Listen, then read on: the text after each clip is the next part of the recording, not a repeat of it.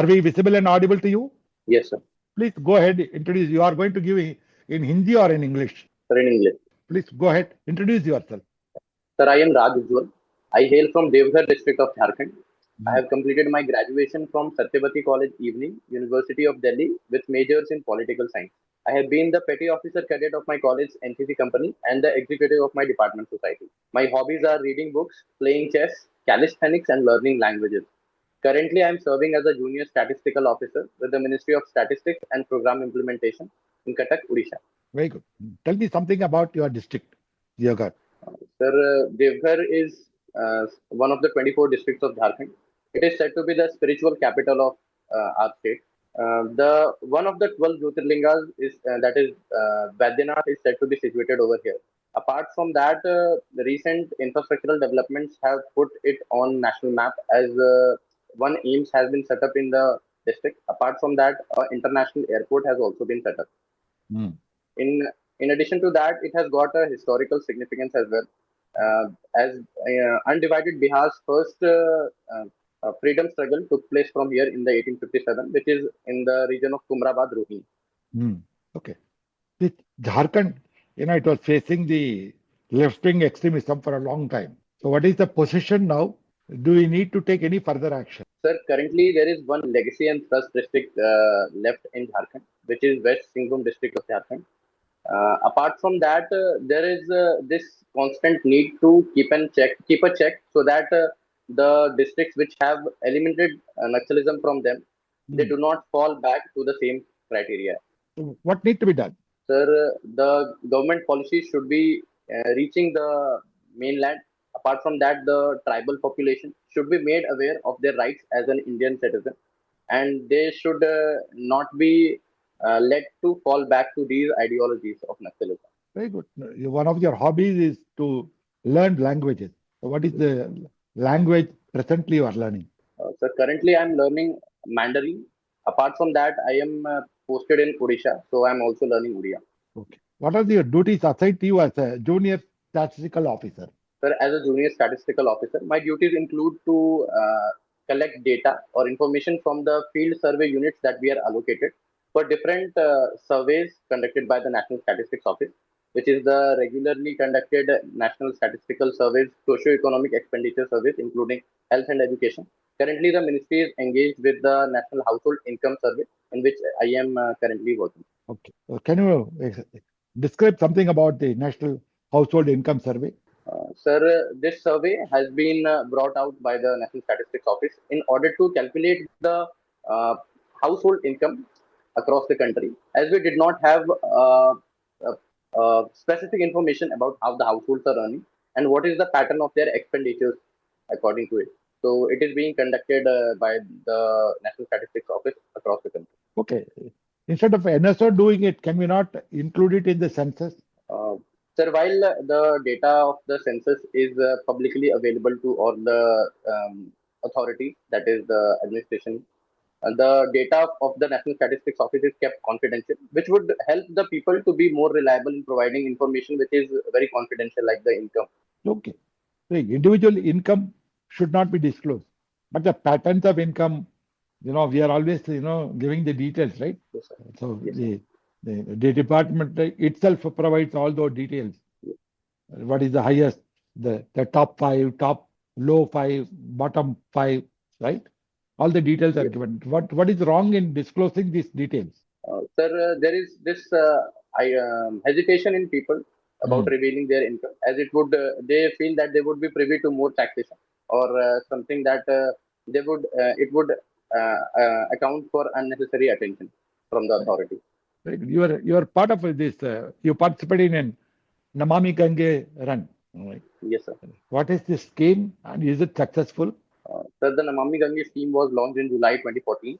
Hmm. Till date, 68% of the projects have been completed. It has led to construction of different ghats across the Ganga River.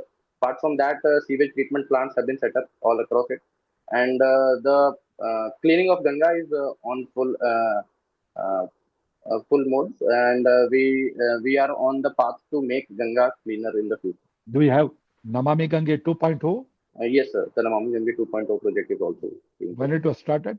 Sir, I will have to read about it. No problem. Cyber security is a major threat. So what are the institutions that are available to protect our cyberspace? Sir, there is this computer emergency response team India, which is Okay. certain. Hmm. Apart from that, the National Intelligence Grid has been established to increase cooperation between the security agencies. Okay. Then have you heard about NTRO? NTRO. Sir, I've heard about it, but I'm not having much information about it. Okay. What is this? The warfare, the kinetic warfare is now changing, right? Yes, sir. How it is changing? Sir, as we see that most of the world has shifted towards the digital environment, Hmm. more and more assets are coming under the cyber attack. Hmm. So the kinetic warfare has shifted to cyber warfare, Hmm. and it is equally important for the country to safeguard its critical assets in the cyber world, and that is how we see that the kinetic warfare is shifting. Okay. In J&K, the violence has come down, but other kind of terrorism has increased. Hybrid terrorism. Yes, sir. Can you explain that? Sir, I'm not sure about the hybrid terrorism, sir. Not sure about it. So as it says, it's a hybrid, right? Both a traditional, cyber, non-traditional, everything is included. Okay. Thank you. Over. So what is it? Yes, Raj, good evening. Good evening, sir. So, why did you want to leave your previous service and join CAPF? Sir, I've always wanted to join the uniform services, as my experience in the NCC has uh, made me eager to serve in the uniform services. So, Mhm. since I have got this opportunity to appear in the interview, I would like to make best use of it. Okay, and what are major challenges in border management according to you? Sir, the rugged terrain of India makes it difficult to man the entire border, as there are difficult terrains like there is the riverine borders. Apart from that, we have porous borders with the two of our neighbors, that is Nepal and Bhutan, which is which needs to be kept in check as well. Mhm. Apart from that, sir, there are issues of cattle smuggling that is taking place around the borders of Bangladesh. Mhm. Then there is infiltration of terrorists from the Pakistan border, which also needs to be kept in check. What else? Sir, apart from that, we have this border with Chinese, which brings forth with its own set of challenges. Mhm. What about border population? Are they a challenge or they are assets or something else? Sir, the border population of India is an asset which needs to be uh, um, which is a potential asset which needs to be capitalized in the best way. And we have seen that Sashastra Sima Bal was well known as Special Services Bureau, whose prime mandate was to make these border populations feel connected to India. Do you think previously they were not connected to India because they are Indian citizens, so naturally they are connected to India only? Maybe there are certain undesirable elements, but I think majority of the people they are always connected to India. Indeed, sir. Majority of them are inclined towards India, but there is to inculcate this feeling of nationalism and how they can be helpful to the security agencies was the need of that time. So Hmm. they were made aware of that. Okay. So suppose your superior officer gives you an order which is morally not sound or ethically means questionable. How do you handle such orders? Sir, I would check if the order is morally sound, and if it is not, I would not comply with it. On what ground? What you will say to him?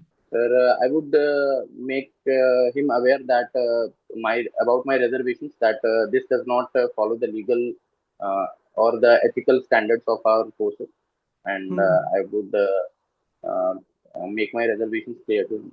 Okay. So you see, in forces, Jawans are deployed for a long time. Okay. Sometimes they get leave, sometimes they don't get. Some of them get frustrated. Some of them get affected morally. Some get affected mentally. So many issues. Okay. That is the nature of our job in armed forces, including state police forces also. So after a long deployment, you find that your troops are demotivated. So what do you do to restore their morale? Sir, one thing would be to bring a certain change in their routines, which might have become monotonous after a certain period of time. We might include some sporting activities, which Mhm. might uh, enthuse their minds. Apart from that, there could be more team building exercises like having a buddy system in place so that nobody feels lonely at time. Apart from that, sir, the leaves would also need to be streamlined so that nobody feels left out. Mhm. Other than that, the long time deployment means they are away from their families also. So what do you do with this issue? Sir, in this scenario, we can also have them regular connect with their families on a regular basis so that they feel connected to their families and do not feel left out. You see, physical distance will continue then remain. How to bridge that gap? They want to meet their family, they want to meet their children, they want to take care of their welfare.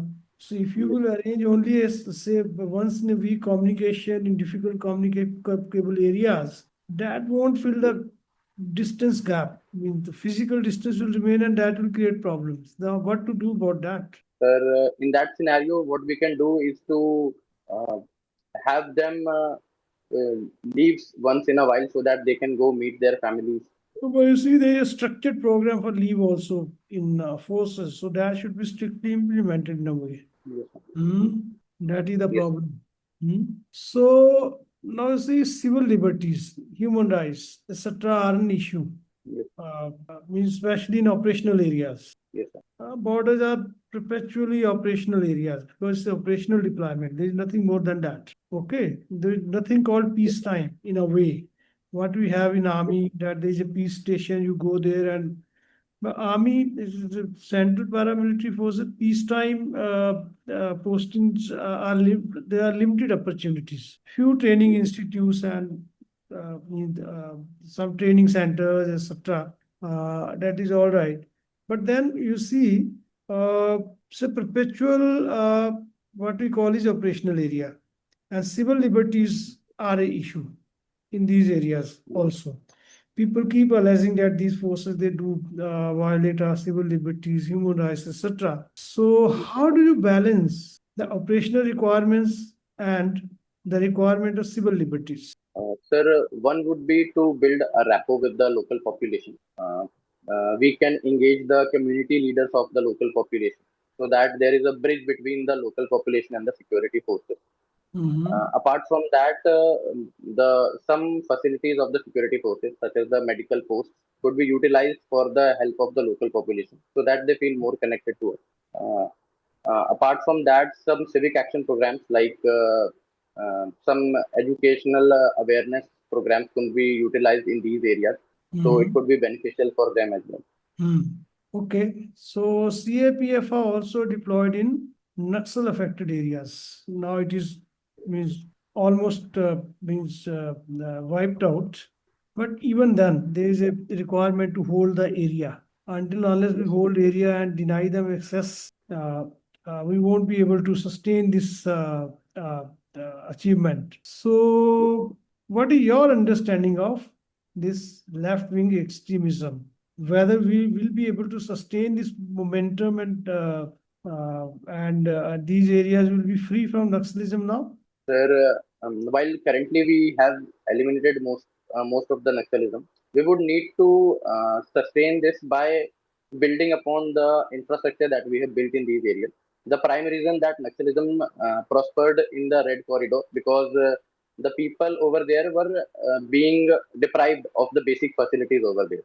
Since we have built basic infrastructure facilities like schools and hospitals in these areas, it is our responsibility that we keep providing the people of that area uh, in such a way that they do not feel alienated in any way and they do not drift towards these ideologies of Naxalism in future. So sustenance would be necessary, and I believe that with proper implementation, we would be able to keep the guard.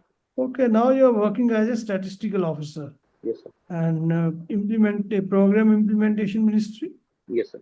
Okay, what is your role there, please? Sir, as a junior statistical officer, I am tasked to collect data or information regarding various surveys conducted by the National Statistics Office from the local population of an allocated field survey unit. You are collecting data yourself. Yes, sir. You have to go to the field also. Yes, sir. So how frequently you go in the field?